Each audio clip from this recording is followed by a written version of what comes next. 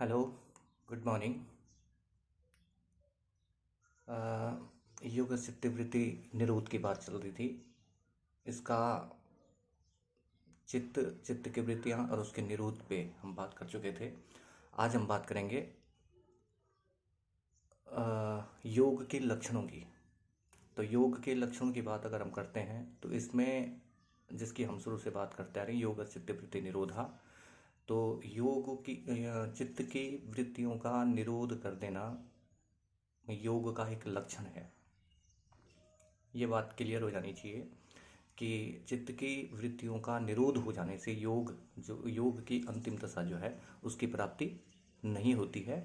ये सिर्फ योग का एक लक्षण उपलब्ध करवाता है, क्योंकि चित्त की वृत्तियों का निरोध भले ही हो जाए, लेकिन उसके बाद भी चित्त पे जो है जन्म जन्मांतर से आए हुए जो संस्कार हैं वो संस्कार विद्यमान रहते हैं।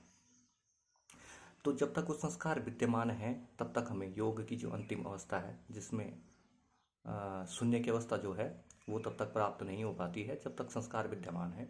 तो योगस चित्त संस्कारस्य निरोधा, मेरे हिसाब से ये डेफिनेशन होनी चाहिए कि संस्कारों का भी पूरी तरीके से निरोध हो जाने के बाद जो है योग की अंतिम दशा प्राप्त की जा सकती है।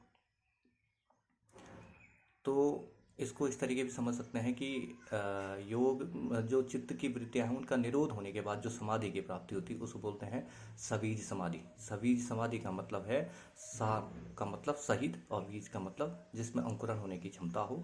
तो सवीज समाधि, ऐसी समाधि की प्राप्ति होती है योग चित्त वृत्ति निरोध, चित्त की वृत्तियों का निरोध करने के बाद ऐसी समाधि की प्राप्ति होती है जो सवीज है।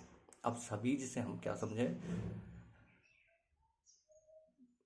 मतलब चित्त की वृत्तियों का जब हम निरोध कर देते हैं तो उसके बाद एक ऐसी स्थिति उत्पन्न हो जाती है, जैसे हम एक उपमा से समझ सकते हैं कि किसी बीज को के अंकुरण को जो है जलाकर हम किसी अनउपजाऊ भूमि में डाल दें, जिसकी उर्वरकता बहुत कम हो, जिसकी फर्टिलिटी जीरो हो।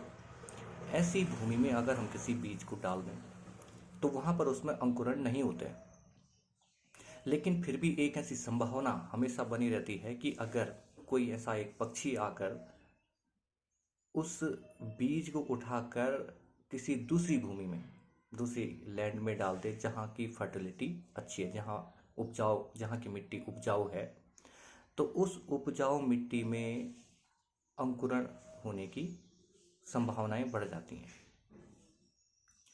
इसलिए हमें जो है चित्त को संस्कार रूपी अंकुरण से भी पूरी तरीके से खत्म करना होता है। चित्त की वृत्तियों के निरोध करने से पुरुष का आभास हो जाता है, चित्त जो है अपने वास्तविक स्वरूप को पहचान जाता है और उसमें जाने के लिए जो है तत्पर हो जाता है। लेकिन फिर भी भौतिक रूपी अंकुरण, भौतिकतावाद रूपी जो अंकुरण है वो कभी भी प्रस्फुटित हो सकते हैं। इसलिए जो है संस्कारों को भी पूरी तरीके से समाप्त कर दिया जाता है। उसके लिए अक्रिय योग का सहारा लिया जाता है। तो पहला लक्षण है योग चित्तवृत्ति निरोधा, जिसमें जो है सिर्फ सबीज समाधि की प्राप्ति होती है। उसके बाद लंबा सफर तय करने के बाद निर्बीज समाधि की प्राप्ति होती है और कैवल्य की प्राप्ति होती है। तो पहला कैरेक्टर तो ये है। दूसरा है तदा दृष्टु स्वरूप स्थानम। ये जो है प्रथम पाद का तीसरा सूत्र है। इस सूत्र में जो है दृष्टा जो है अपने निज स्वरूप, इसमें ये कहते हैं कि दृष्टा यानी आत्मा जो है अपने निज स्वरूप में स्थापित हो जाता है, अपने निज स्वरूप में स्थापित हो जाता है। ये प्रथम पाद के तृतीय सूत्र में महर्षि पतंजलि ने बताया है। एक तो ये दो जो लक्षण हैं, एक तो योग चित्तवृत्ति निरोधा और दूसरा जो है तदा दृष्टु स्वरूप स्थानम, ये दो योग के लक्षण बताए गए हैं। और इसी के अगले जो सूत्र है, प्रथम पाद का चौथा जो सूत्र है, उसमें वृत्ति स्वरूप्यामित्र से जो है ये बताया गया है कि जब तक चित्त की वृत्तियों का निरोध नहीं हो जाता तब तक